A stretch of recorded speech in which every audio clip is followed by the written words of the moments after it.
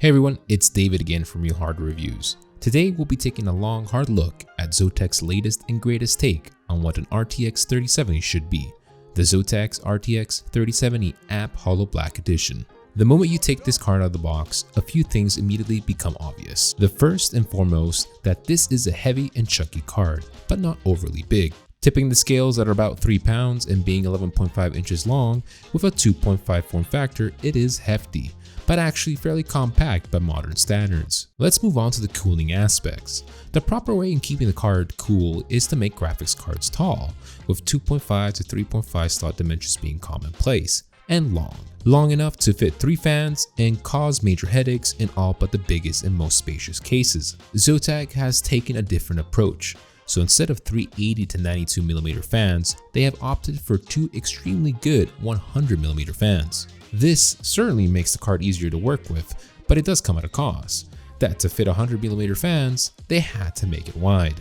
Honestly, for the most, the actual heft and dimensions of this card is not going to be their first impressions. It is going to be the stunning good looks that jumps out and makes you understand that this is not your typical RTX 3070 card. While we do wish that they went full premium and used more metal instead of plastic, there is no arguing with the end result. The combination of an appropriate number of LEDs that provide targeted color accents with Aurora Borealis-like color scheme to the top and side fascia is a winning combination. Moving on, arguably a controversial feature of the Zotac GeForce RTX 3070 AMP Holo Black will not only be its asking price, it will be the power connectivity it makes use.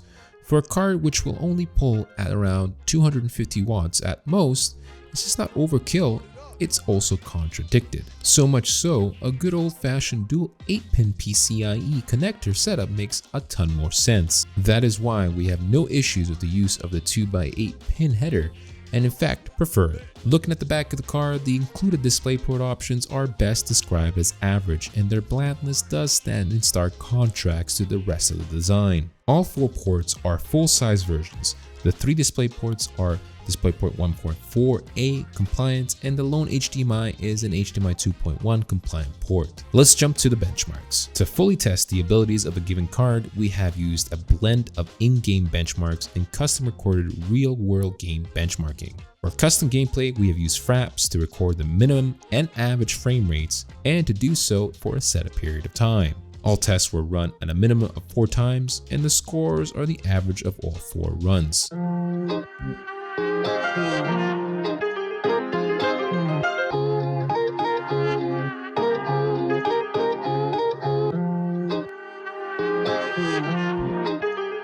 Start it up.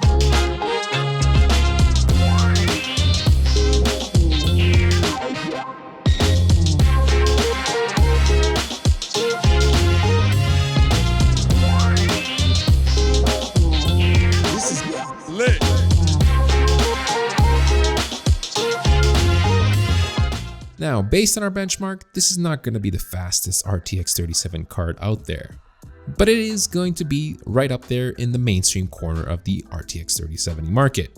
After all, good cooling with clean power is a winning combination. To be honest, Zotac is being a touch too conservative, and we really wish that this card had come with a 270 or higher TDP.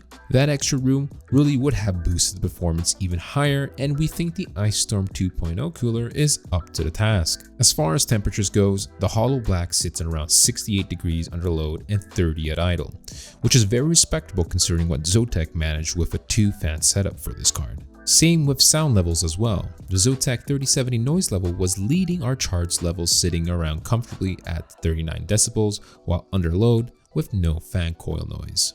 Now, talking about price, sadly, like much of life, politics has intruded into PC gaming enthusiast market niche, specifically the Hong Kong tariffs. This additional money grab by Uncle Sam means a normal MSRP in the rest of the world suddenly becomes $699 USD, and that is rather extreme to say the least. Let's face it, we all buy these cards not for folding proteins or advancing science or even for work.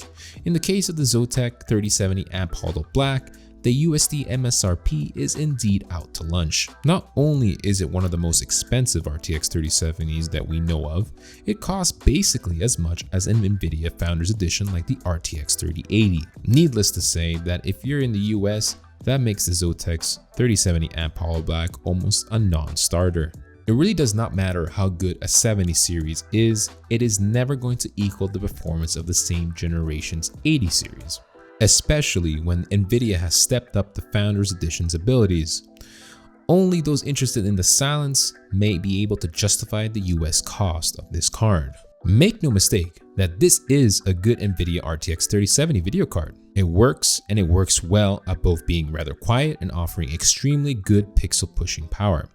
It really will appeal to the rather wide variety of buyers. Put bluntly, this is an excellent card that offers a lot of value for non-US tariff impacted buyers. On that, we wholeheartedly recommend it. It's just a shame that those pushing the tariffs will make it into an endangered species in the US of A. And on that note, this concludes my review. So thanks for watching the video, and I hope you enjoyed the review. As always, please remember to hit the like button for the good old YouTube algorithm. And if you haven't already, please subscribe and join us on our Discord channel for the latest tech trends. This is David from Real Hard Reviews, signing out.